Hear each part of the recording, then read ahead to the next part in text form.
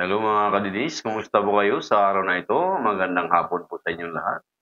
Luzon, Visayas at Mindanao.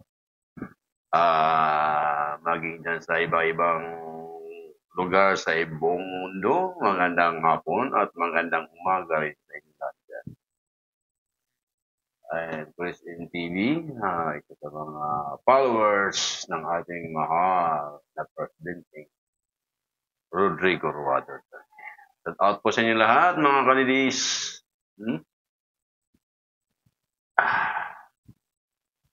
Mayroon na po kung hindi nagugustuhan sa mga kalakaran ng ating mga peking news, no? Mga peking news na ating mga kasamang hanap buhay, kasama sa hanap buhay, mga vloggers, no? Mga kasama nila ating vloggers.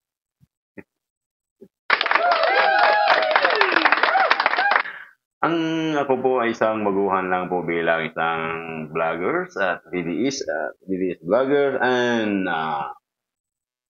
charity vlog. Kasama ko po dito si Jiggy Bara TV sa aming pamimigay ng konting biyaya sa ating mga mahihirap na mga kababayan dito sa lugar ng ating kinaroonan.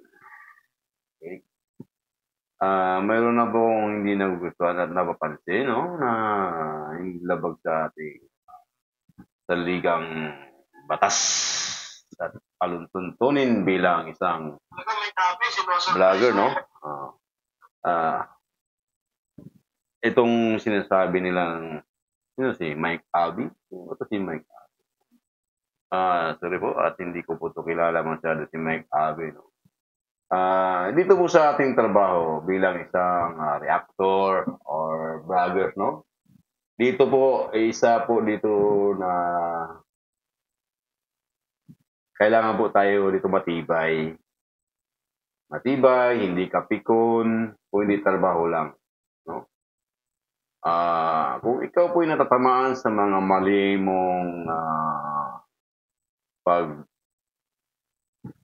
pagbubunyag sa mga nasa iyong kalooban na hindi naman tumutugma sa katotohanan, ay huwag po tayong mainis, huwag po tayong magalit. Sadyang ganun lang. Kasi nga, reactor po tayo.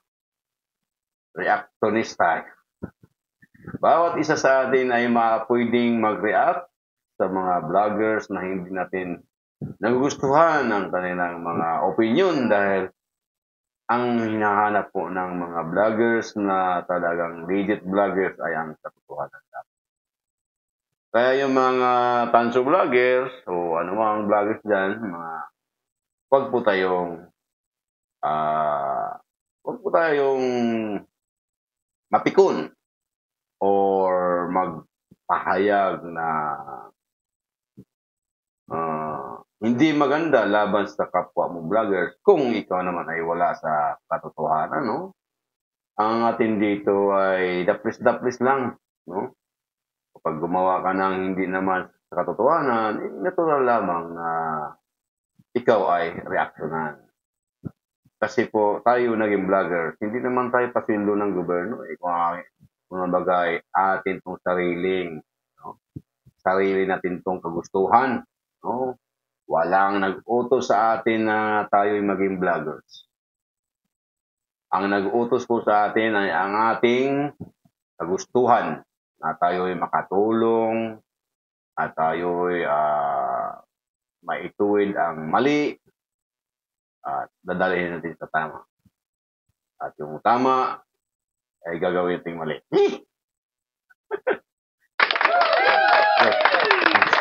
Joke lang po yan.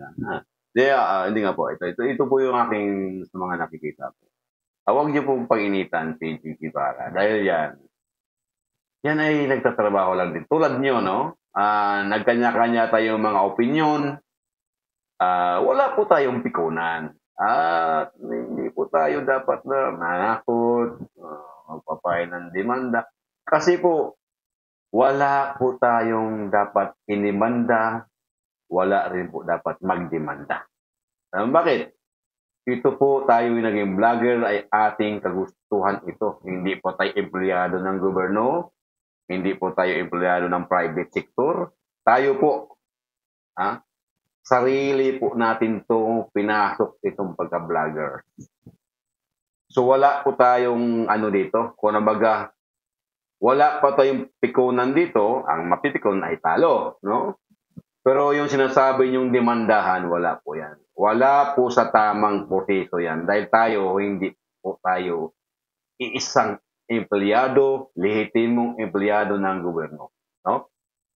Ito'y ating sariling pinasok itong pagka-vlogger. Kaya dapat, pag tinamaan ka, ay huwag ka magalit. Tanggapin mo dahil ito ay pinasok mo. No? Yung sinasabi ng Abi, yung Abi na ba yan? Ikaw, Abi, papayo ko lang sa'yo. Siguro, mas senior ka, no? Mas senior ka sa kalakaran ng pagbablog, no? Kaysa akin, no? Pero hindi mo pa alam kung ano ang mga sistema, no? Bilang isang vlogger ka at nagustuhan mo itong pasukin ang pagka-vlogger, ay kung anong marinig mo, tanggapin mo. Kasi, kagustuhan mo itong reaktoran ka. Dahil din sa mga mali mong pag-deliver ng iyong mga mungkahi. No? Tayo dito yung...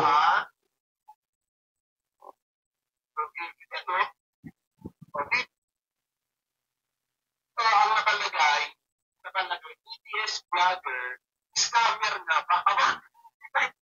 Yung yung pagtitira mo kahit sino man sa atin, no? Walang pwedeng magdemanda.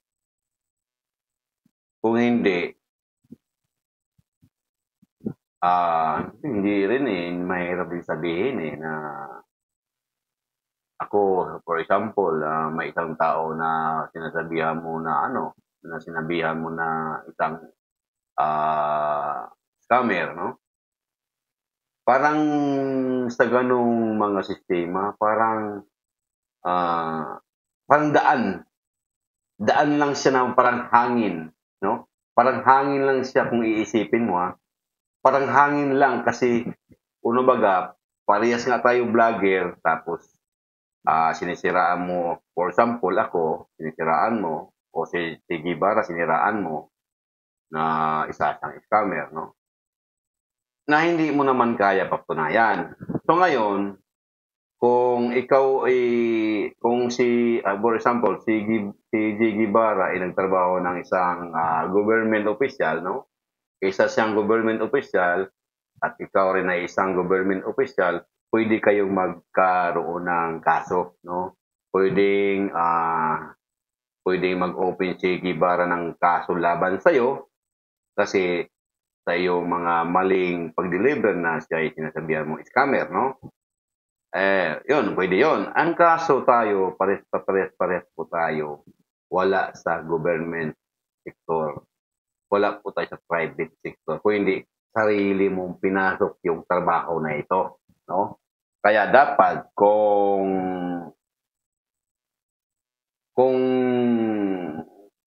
talagang kung isipin mong maigi, Mike Abi, ikaw ba si Mike Abi? Oh?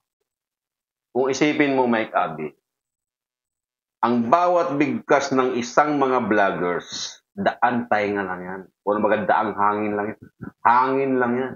Ipalusot mo lang sa tainga mo yan. Dahil yan, bawat isang vlogger may kanya-kanyang reaction at komento laban sa kapwa mong vlogger. No?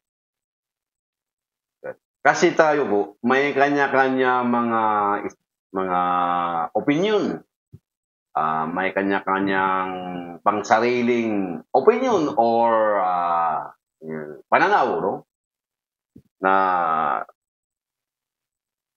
dapat mong tanggapin kung ano ang marinig din ng laban sa iyo, no? Siguro pwedeng, for example, hindi ikaw dapat mag-file ng kaso kay Jiggy Bara. Dapat si Jiggy Bara ang mag-file sa iyo against you dahil sa pagbibintang mo sa kanya na scammer. Okay. Paliwanag ko, ako di ko attorney pero sa kalakaran po ng sistema, ah, parang ikaw pa yung dapat idemanda dahil pagsasabi mo ng scammer, ano? Pero, yun na nga, mahabang proseso, no? Mahabang proseso. Ang ang inyong haharapin kung in case man na nagkaroon kayo ng mga demandahan sa kabilang side, no? Mahabang proseso dahil,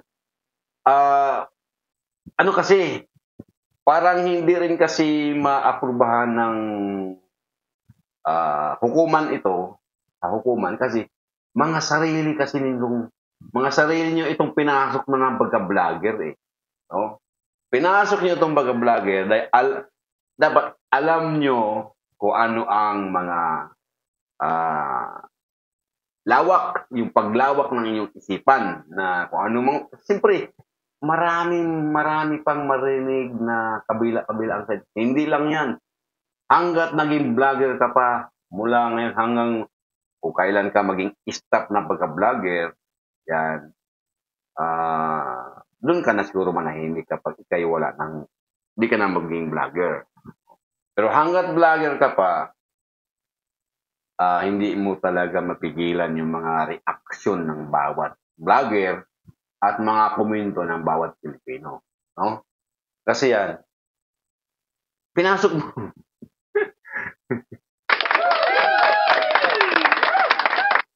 Pinasok mo ang bagay na ito, alam mo rin kung paano tanggapin. Kung ano mga masasakit na marinig mo laban sa'yo, tanggapin mo. Kasi wala naman nag-utos sa'yo na Abi, maging vlogger ka. Chris MTV, maging vlogger ka. Jiggy Barra, maging vlogger ka. Wala nag-utos sa atin. No? Kaya, kung ano man ang marinig mo sa mga kabilaang panig, saan mang galing yung mga vloggers na nagsasabi sa'yo ng hindi maganda or maganda, lahat yun, please, kung baga, idaan mo lang yun sa hangin mo. Sa hangin o sa dalawang tayo. Palusot lang yun kasi yun nga sinasabi ko, walang nag-utos sa'yo para maging vlogger. Ito'y kagustuhan mo. Kaya kung ano mang marinig mo, dapat mong tanggapin. Di ba? Naliwanagan mo ba? Naliwanagan mo ba, Abi? Ang ibig kong sabihin, no? Kaya, kung ano man ang ba't nawala eh? Kasi, hindi ba?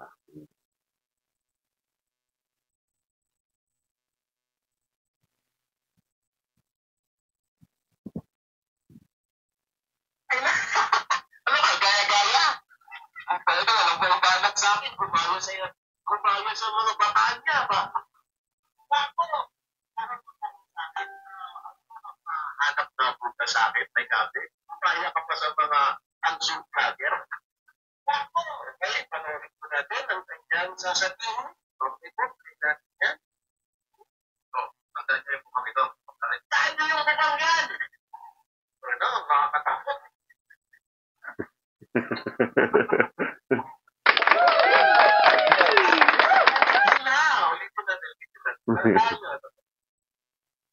Tandaan niyo yung bukang ito. Tandaan niyo yung bukang yan. Yan po yung isa sa mga alam, di mo kilala? Joy Guevara TV. Joy for me, mattress ng tirahan. Hindi ko sa'yo, may kami. Isa sa mga yan, Joy Guevara. Yun, ano, palang tayo. Parang tayo ni Abi, Idol. Idol, Mr. Raptor, Idol.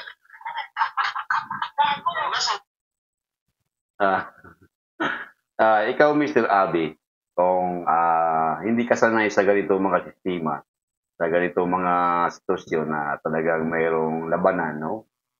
Dapat hindi ka naging vlogger. No? Dapat hindi ka naging vlogger. Kung ganun din naman ang iyong pananaw ng yung ano ba, yung utak mo medyo maiksi ang unawa, dapat hindi mo to pinasok maging isang vlogger. Kapag ikaw po'y nag-iisang vlogger, lahat po marinig mo, tanggapin mo. Kahit ano pong klaseng vlogger ka, talagang may mga baser yan, kailangan mong tanggapin. Maging charity vlog ka man, marami ka pa rin talagang harapin ng mga baser dapat. Kaya kung ikaw ay mahina ang unawa at ginamit mo yung mga drama-drama mo, style mo pa drama-drama laban against sa mga ibang vlogger, no? Ay wag ka na, tumigil ka na lang pagka-vlogger mo. Kung hindi mo kaya tanggapin ang mga narinig mo sa mga ibang vlogger. Diba?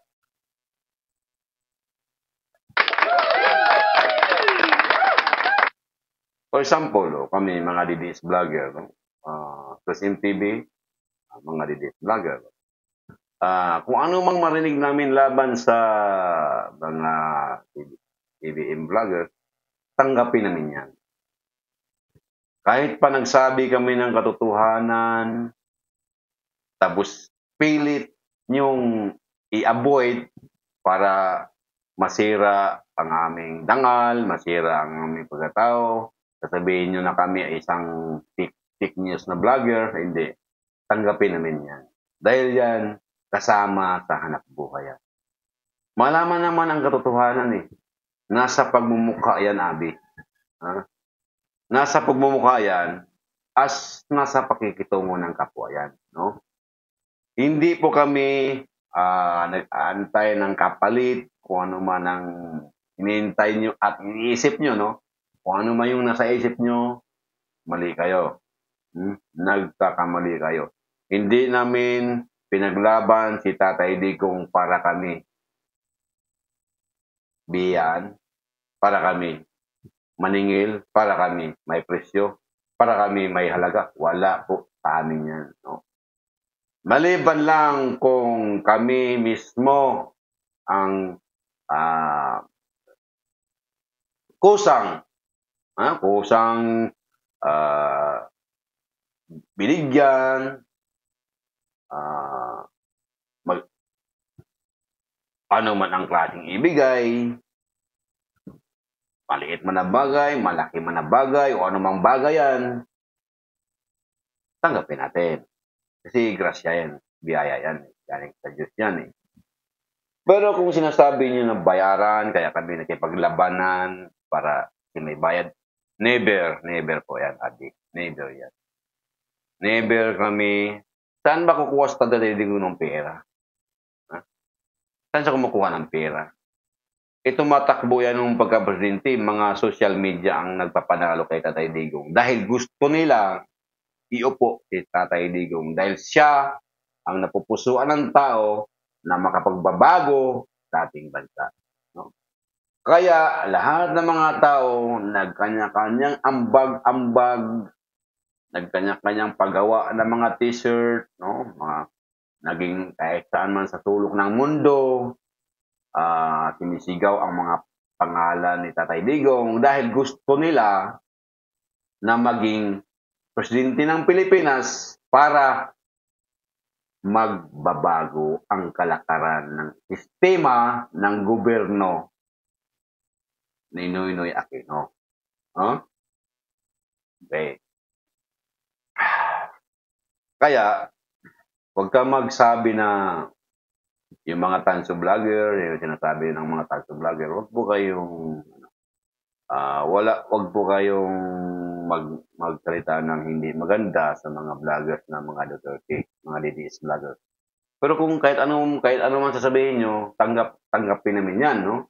Kasi nga, part ng pagka-vlogger natin yan. Kasi wala nga nag-utos sa atin na tayo ipapasokin natin ang pagka-vlogger. Nagustuhan natin yan. Kaya wala pong problema, wala pong kaso harapin ng bawat vlogger. Kasi kagustuhan yung pasukin ito.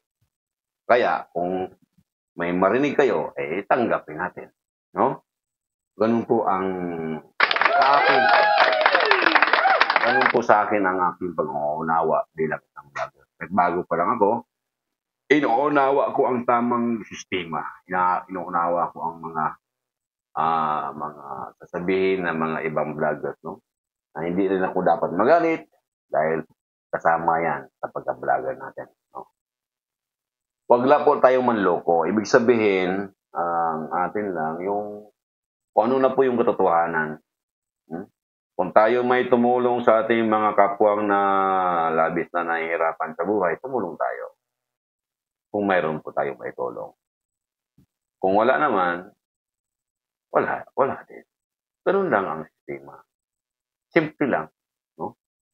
Simple lang. Ganun na po ang kalakaran ng aking proyekto sa pagbablog ko. Ganun na po. Kung mayroon po akong maitulong, tutulong ako. Kung wala, pasensya. Ganun lang po. Kaya, yung mga sinasabi mo, Abi, na kakasuhan, wala, idagdag point lang yan. Kung ano baga, nagpapagilas ka lang para mapansin ka. Pero sa totoo lang, wala kang dapat idemanda. No? Wala ka dapat ikaso, kahit sinong vlogger ang kasuhan mo, wala ka dapat ikakaso.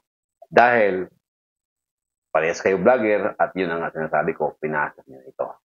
No? Kung hindi nyo pinasok ang pagka-vlogger, may marinig ba kayo?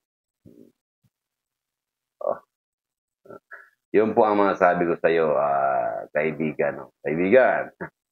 Kaya, tanggapin mo, kaibigan, kung anong marinig mo. Dahil mula din sa iyo kasi ang dahilan. Ikaw rin kasi ang nagmumugna ng tanan aron na ay masulti na sa side mo. No? Huwag mong yun ang masasabi ko. Tanggapin natin kung anong marinig natin sa mga ibang vlogger. Huwag tayo mananakot na magdemanda, may kaso-kaso. Wala po yan. Hindi po yan sa akin lang sa aking sarili ko lang pananaw sa aking opinion. Hindi po yan maapurbahan ng hindi po yan apurbahan ng ating mga hukom. Kasi nga kapwa kayo vlogger, kanya-kanya kayo banatan, anong mga marinig nyo. Wala, kailangan mo tanggapin yan. Yan po ang kung baga may sarili kayong mga kanya-kanyang opinion, kaya hindi kayo dapat magdemanda at wala po kayong dapat idemanda at magdemanda. Okay? Yun na po ang akin na maipapayo po sa mga vloggers natin, mga kasama kong vlogger, kahit ako bago pa lang, tinitingnan ko rin ang tamang sitwasyon na kahit may marinig ako laban sa akin na hindi maganda, tanggapin ko. Wala namang mawala sa akin kung tinatanggap ko. Okay? Ganun lang po ang talagang kalakaran ng mga vlogger at sistema ng ating lipod. May mga kanya-kanya tayong opinion bawat isa. Kahit hindi ka vlogger maaari ka mag-comment, maaari ka mag-react, maaari ka mag-comment dahil ikaw isang demokrasyang bansa. No? Pag demokrasyang bansa, pwede ka magsalita kung anong gusto mong isalita. No? Huwag ka lang mag-body contact. Ibig sabihin, huwag ka lang manakit. Yan po ang yan po yung pinakamalaga. Huwag ka lang manakit, no? Iba na po usapan niya. Hindi po bali na mag-comment ka, kung anong klase mong pagko-comment, bahala ka sa buhay mo, kung anong gusto mo sabihin, huwag ka lang manakit. Kasi po, pag manakit ka, iba na po usapan niyo. Yun po ay body contact na po yun. O ano baga, obtain na po yun, obtain. May obtain ka na, may plano ka na manakit sa kapwa mo. Yun po ang yun ang po ang bawal. Pero yung pagsalita ng hindi maganda, kahit anong klase mong salita, sige, tuloy mo lang. Huwag ka lang manakit. Yan po, Abi. Yan, paliwanag ko lang po sa iyo ang sistema ng kahit bago pa lang po ako, no? At siyempre, bago ako, hindi nyo tanggapin yan. Kasi isip nyo, bago pa lang, magaling na magsabi. Hindi po. Sa akin po lang yan. Sa akin lang po yung side na yan na dapat tanggapin at tumanggap kung ano man ang marinig natin mula sa mga baser, mula sa mga vloggers. Ayaw natin. Ayaw sa atin. No? Ganun lang yan.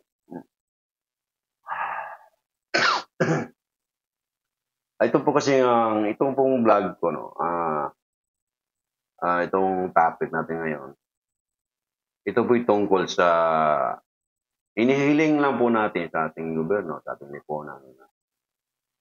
Maibaba ang mga pangunahing pilihin Yun lang po ang atin. At mapag-ingatan ang mga seguridad ng mga sambayan ng Pilipino, no? Na hindi mapahamak sa mga maling hakbang or tamang hakbang. O yan, dalawa na yan. O, dalawa na. Para pares-parehas. No? Mali mang hakbang yan o tama mang hakbang yan. Basta malaga po, mapag-ingatan natin ang buong sambayan ng Pilipino na hindi mapahamak sa anumang ating madidesisyon na maling akala. Kasi bago po mahuling lahat, sayang.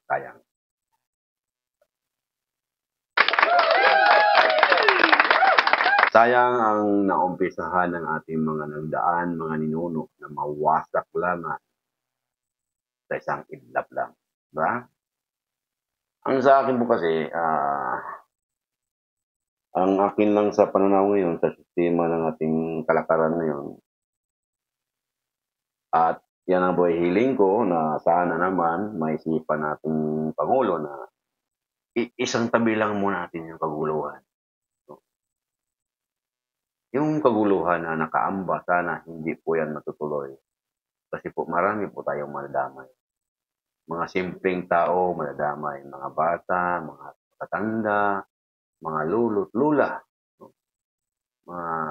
Na hindi na kaya sa labanan, sa ingay pa lang ng mga mamatay na sila dahil sa sobrang tanda nila. No? Bis kay gusto pa nilang mabuhay. Parang tinigilan natin ang kanilang buhay. No? Parang, yun na nga, parang tayo na mismo ang gumawa ng daan para sila ay mawala sa mundo. Kaya sana naman itong ating mga Pangulo na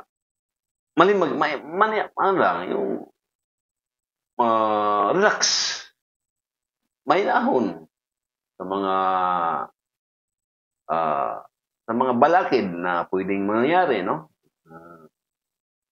Mga bagay-bagay na dapat pag-isipan, isang masilan na bagay ang dapat pag-isipan at isalang-alang ang bansang Pilipino.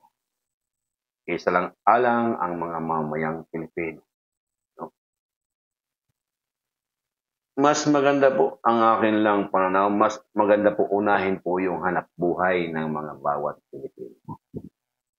Yung mga taong nagugutom, mga pamilyang nagugutom sa ating bansa, dapat po yan ang bigyan ng tuon ng pansin ng ating pamahalaan.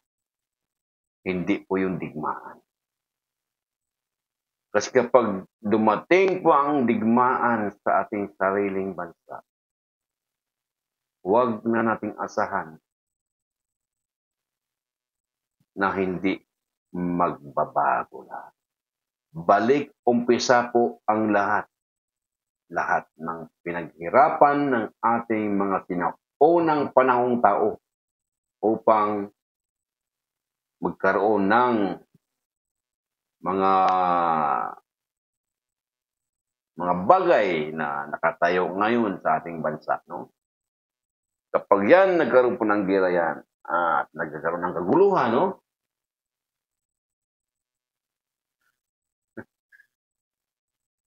Alam pa ba natin yan? Kung mayroon pa tayong bukas na magisnan kapag nagkaroon ng gera at gulo sa ating bansa.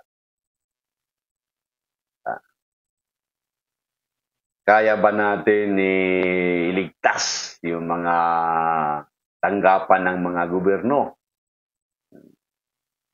Yung mga building na pinagawa ng gobyerno, lahat ng tanggapan.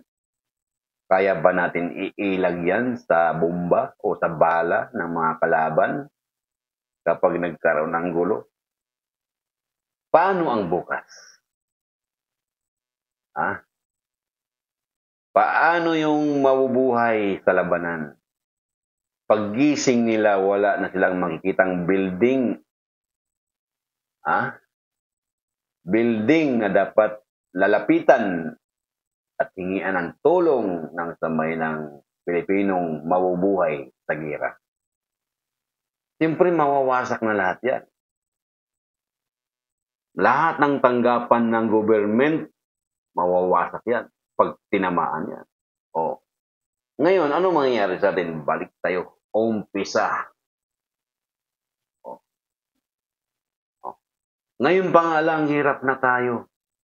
Na nakaumpisa na tayo. Halos nasa gitna na tayo. Nasa gitna tayo ng 50 years. 24 years na tayo ngayon. No? At 2024. No? O. Balik na naman tayo sa zero kapag nagkataon at nagkaroon ng gulo. Oh my God.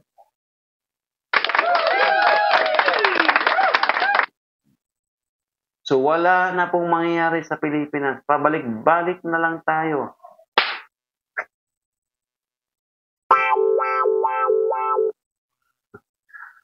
Imbis na papunta tayo, naging paurong tayo. Diyos ko. Ano to?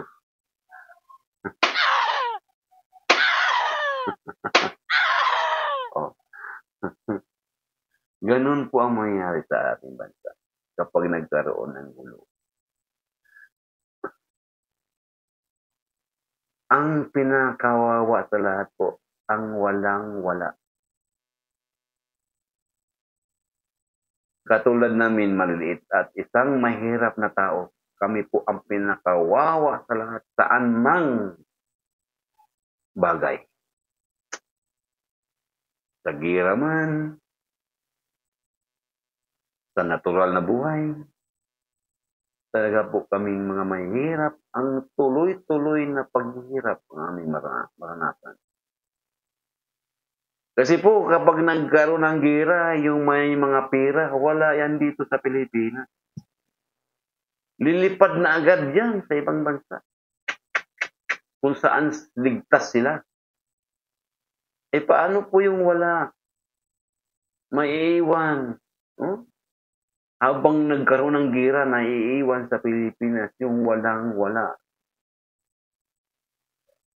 Hindi ba kayo nakonsensya na kayo may pera, lumipad kayo kasi nagkagulo ng Pilipinas? Eh yung walang pera, andito sa Pilipinas.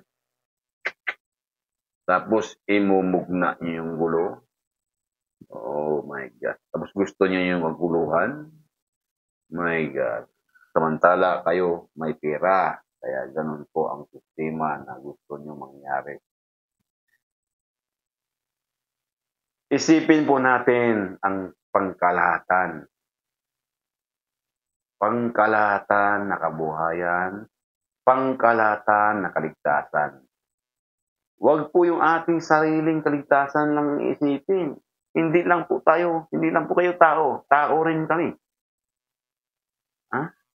Tao rin kami na nangailangan ng kalinga at suporta ng gobyerno. Hindi kami hayop na saan na lang pwede.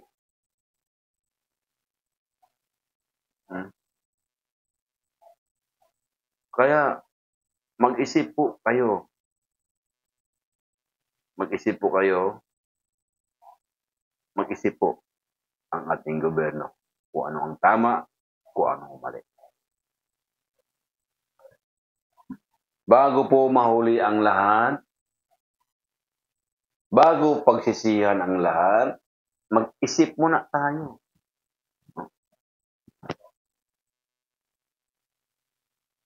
Bago natin gawin ang hakbang na ikapahamak ng lahat. Harapin na lang po ninyo ang ating kabuhayan ng mga Pilipino. Kung paano natin sila matulungan at mabigyan ng magagandang buhay naman. Hindi naman puro lang hirap ang maranasan namin. Mulat sa pulpa, mga ninuno namin naghihirap na. Hanggang ngayon kami pa rin naghihirap. Minamana-mana na namin ang paghihirap. Hindi ba kayo naawa sa amin na matagal ng panahon kami nagtitiis sa kahirapan? Samantala kayo matagal na rin nagtitiis sa kayamanan. Eh? Wag po. Isipin niyo po ang buong samayan ng Pilipinas. Isipin niyo po kami na may puso, may damdamin, at marunong matakda.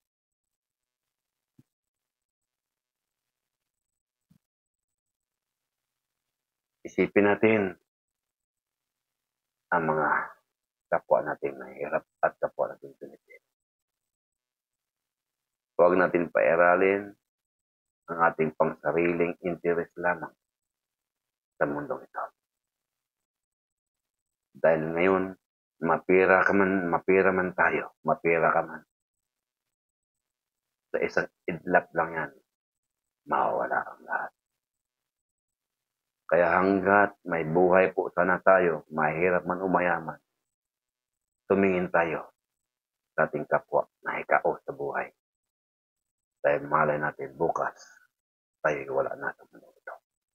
At least mayroon tayong magandang alaala na naiiwan natin sa ating mga tambay ng Pilipino.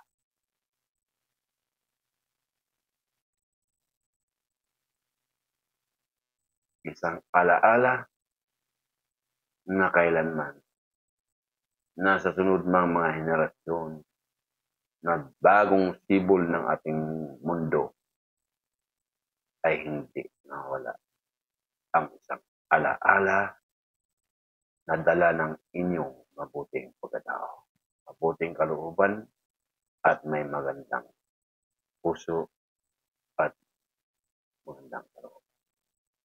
Yan po ang isang alaala na kailanman hindi mawala sa buhay at sa history ng ating mga bagong henerasyon sa ating lipunan.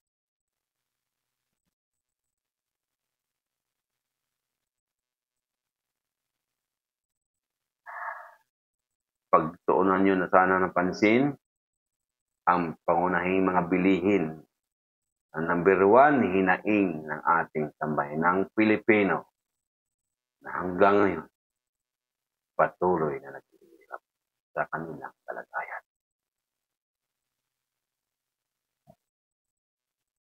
Ilang tao, ilang Pilipino, ilang pamilya na hanggang ngayon walang sariling pamahay.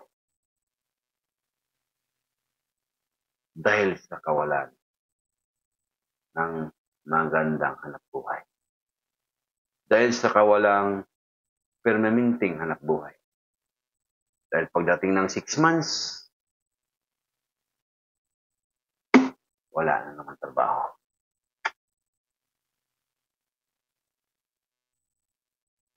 Kung tumagal nga sana si Tatay Digong, umabot lang ng sana siya ng mga 18 years, siguro po yung batas na yan, 6 months na yan, gawa ni Cory Aquino yan eh. Gawa ni Cory Aquino yan, 6 months na yan eh. No? Dapat na-abolish na yan. Kung si Tatay Digong pa sana ang naging presidente hanggang ngayon, na-abolish na yan, 6 months na yan. Kasi naging batas na yung Tatay Digong yan eh. Nawala ng 6 months eh. Tuloy regular eh. Pero hindi siya tumagal kasi 6 years lang siya. Kung humaba lang sana ang taon na tinakbo niya, malamang talaga tayo medyo maginhawa na ang mga Pilipino.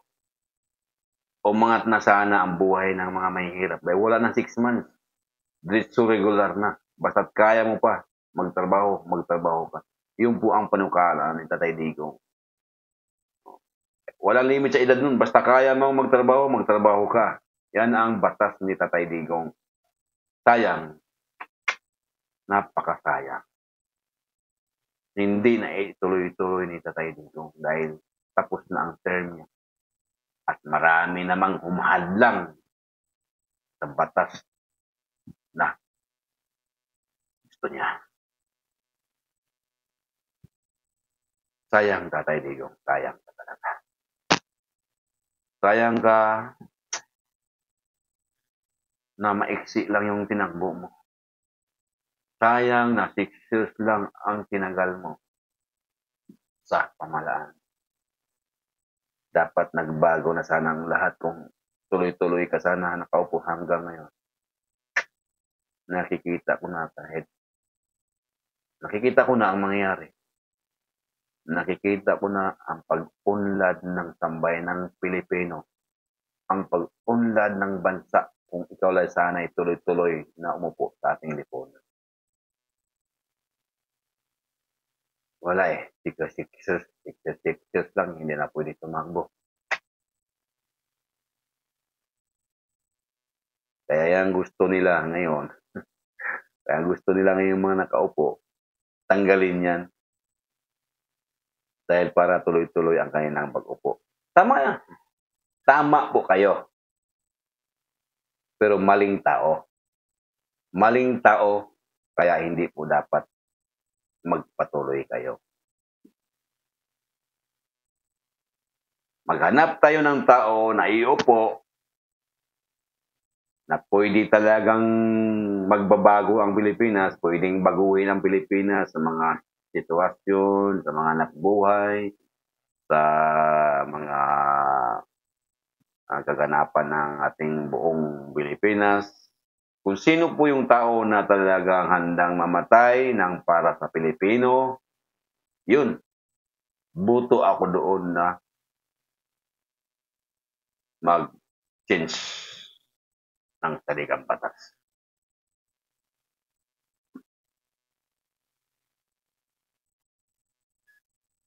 Pero kung kayo magpatupad ngayon, hindi pa po tama. Hindi pa po dapat. Hindi pa po sapat.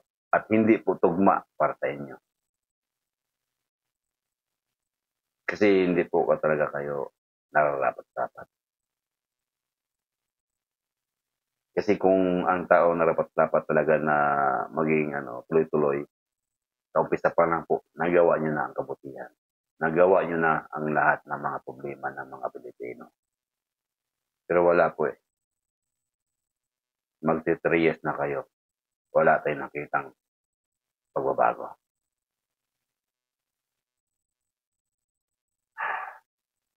Masakit man isipin, pero kailangan tanggapin. Sinandyan na po kayo. Nakaupo na po kayo. Isa na po kayo presidente ng Pilipinas.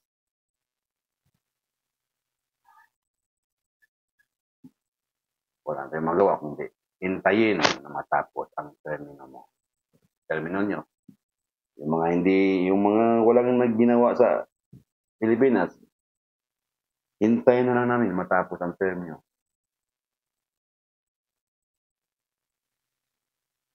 Nandiyan na. Nakaupo na kayo. Hindi na magbabago.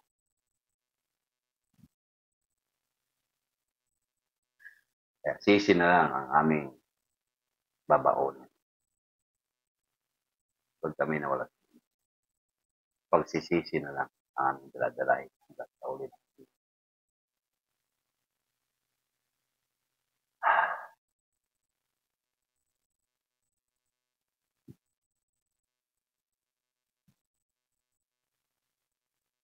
Ano ba ito? Tayo na uwak. Lilipad na tayo. Hahanapin natin ang tamang landas. Landas na walang hanggan. Landas na magbibigay sa atin ng magandang kinabukasan at magmamahal sa sambayanang Pilipinas.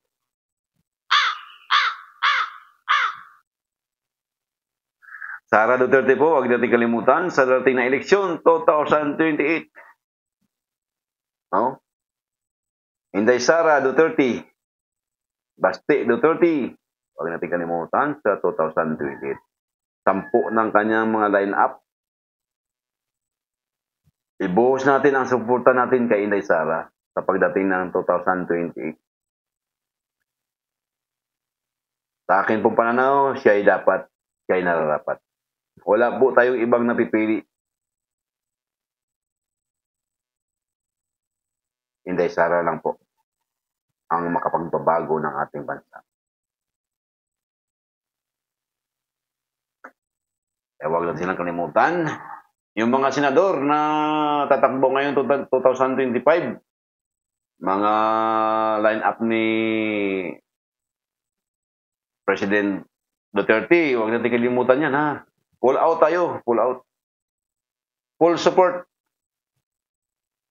sa mga kadidiis na mga senador, mga congressman, mga kadidiis na congressman, mga kadidiis na mayor, basta po mga kadidiis, huwag nating kalimutan iboto sa pagdating ng eleksyon.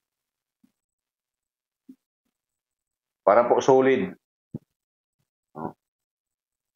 Yung mga kadidiis, kung saan ngayon nag-iiba ng landas, forget natin yan sila. Huwag na natin silang isipin pagdating sa eleksyon.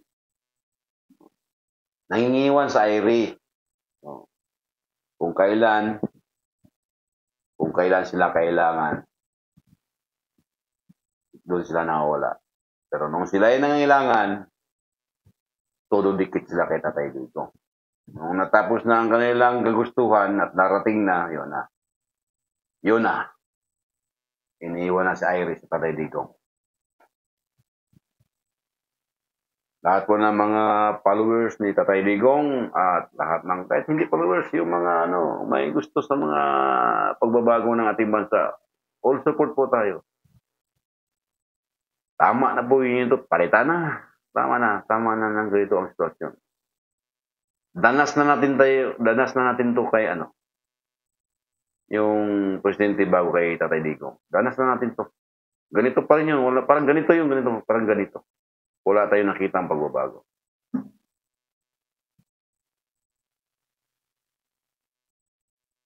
Basta po, pagdating sa eleksyon 2025, lahat ng mga kadidiis, lahat ng mga ilan up ni Tatay Digong, all support tayo.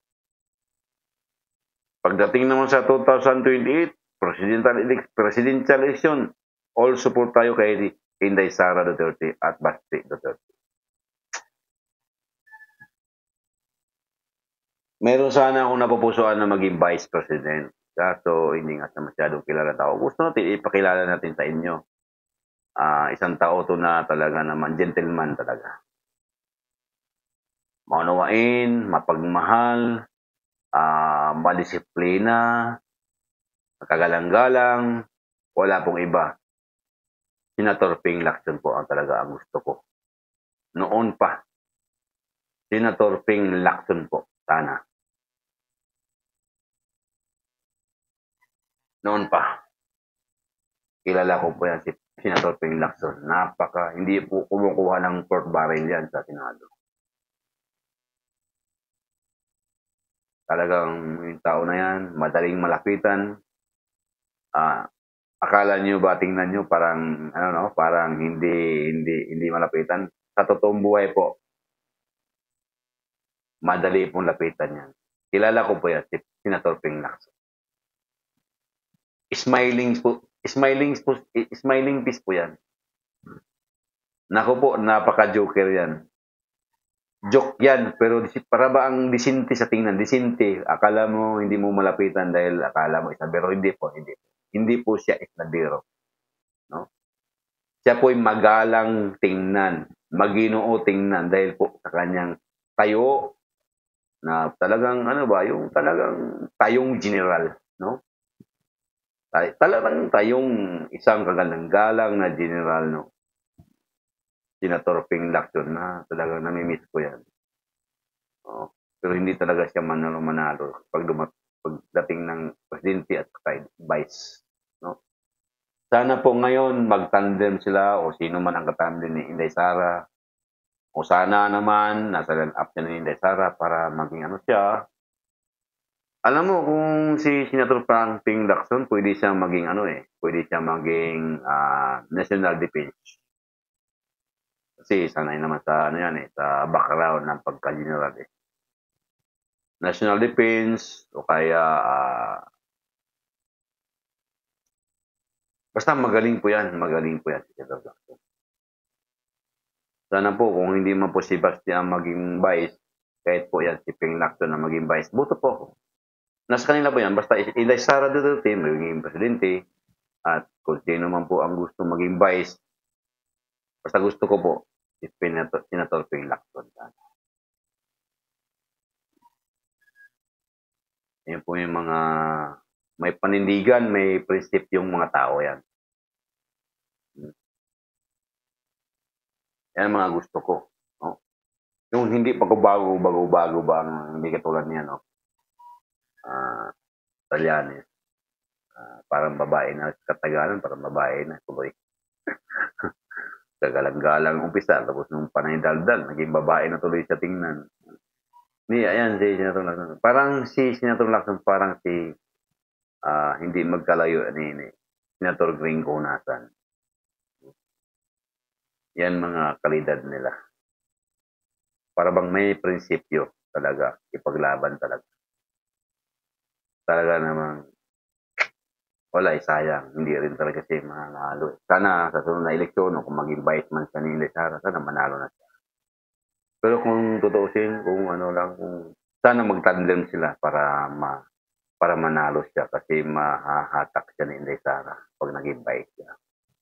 At kapag naging vice siya si Ping Lacson, talagang ano yan, hindi yan marunong tumalo sa presidente. Kapag si Inday Sara naging presidente, maging supporter dyan si Ping Lacson. Suportado yan si Inday Sara. Napakabait na tao niya, Ping Lacson. Kilala ko po yan. Galang-galang yan at napaka makikita mo yan sa personal. Makikita po yan sa personal si Senator Ping Lacson. Paborito ko talaga yan na maging presidente dati. Wala. Talaga may mga tao na ayaw siyang manalo kasi hindi ko alam kung anong dahilan.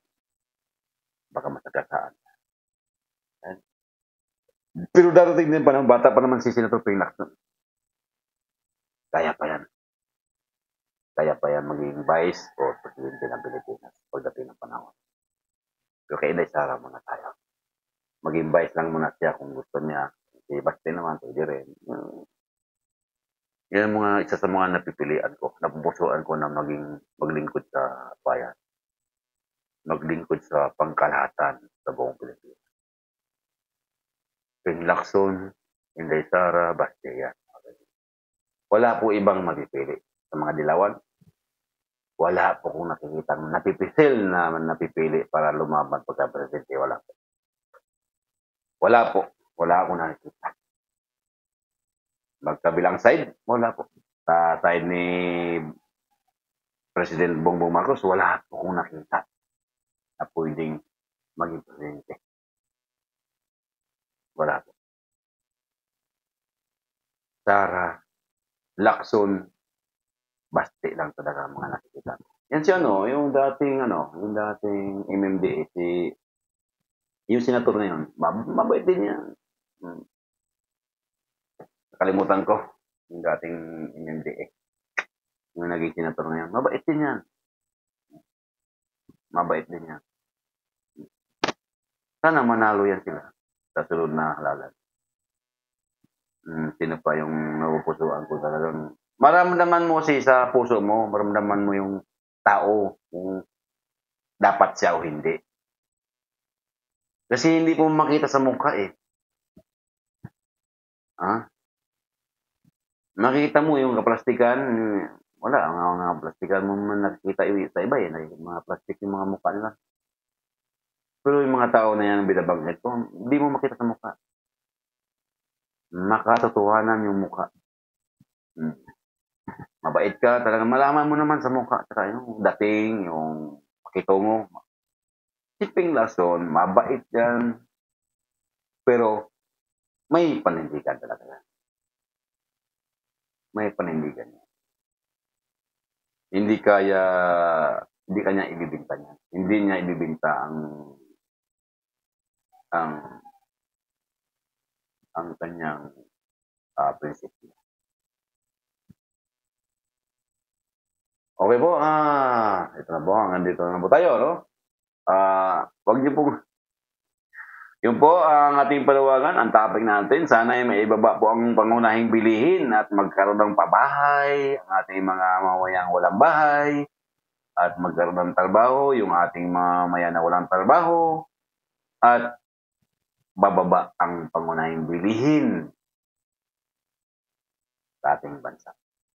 Yun na po ang aking kahilingan sa ating gobyerno ngayon, na maibaba ang presyo ng mga bilihin, para po lahat tayo makakabili na. Pati yung mga pinaka-low na klase, pinakamahirap sa buhay, makabili. Sa mga bilihin kasi pag bumaba na, siyempre may makabili na rin sila kasi paano. No? May pabahay, at saka yung permanenteng trabaho, hindi lang 6 months. Tuloy-tuloy ang trabaho dapat. Kasi pag 6 months kasi, hindi mo malaman kung ilan ang mga taong walang trabaho. Kasi pabalik-balik lang eh. Pagdating ng 6 months, wala na naman akong trabaho. So mabibilang na naman yung walang trabaho. Kaya marami walang trabaho. Pero kapag mahirap bilangin kung sino yung walang mga trabaho. Kasi pabalik-balik eh. 6 months, wala na naman trabaho. May trabaho, 6 months, wala na naman. Pag yung tuloy-tuloy yung trabaho, malaman mo na walang trabaho yun. Ito, walang trabaho ito. Ako, walang trabaho. Kasi tuloy-tuloy trabaho mo, yung mga bagong salta, yung mga bagong graduate, yun naman ang hahanapan ng trabaho. Mga ganun ba? So, mabibilang mo yung walang trabaho.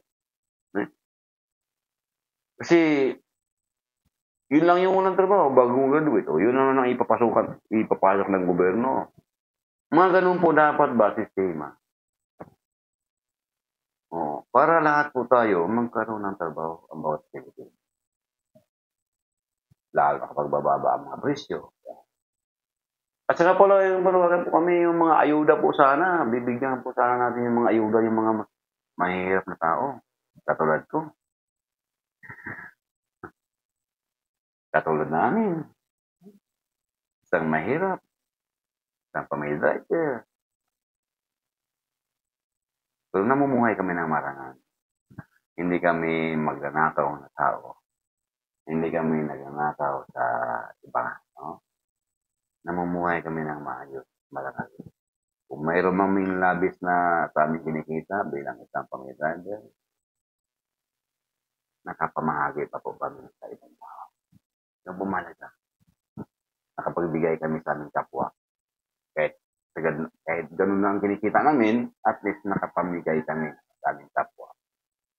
Kahit maski pa paano. Kahit maliit na bagay, nakatikim sila, natikman nila yung galing sa aming mga puso. Kahit kunti lang aming kinikita. Kaya yung ating gobyerno ngayon, sana po, suportahan po natin ang mga sambayanang Pilipino na sobrang hirap sa buhay. Yung mga naghihirap, sana magkaroon ng bahay. Yung walang trabaho, sana magkaroon ng trabaho. Sana at maibaba po ang presyo ng mga bilihin. Yun na po akin. Maraming po salamat sa inyong lahat. Luzon, Visayas at Mindanao, God bless sa inyong lahat. O sa mandako sa buong mundo, mga bayani nating mga OFW, ingat-ingat po kayo at God bless po sa inyo lahat dyan. Maraming po salamat. Itaas natin ating noo na tayo isang Pilipino naghihirap, nagtatrabaho sa ibang bansa para mabigyan ng kinabukasan ng ating pamilya. Huwag natin ibaba ang ating sarili bilang isang katulong tayo. Tayo'y tao. Tayo'y may puso.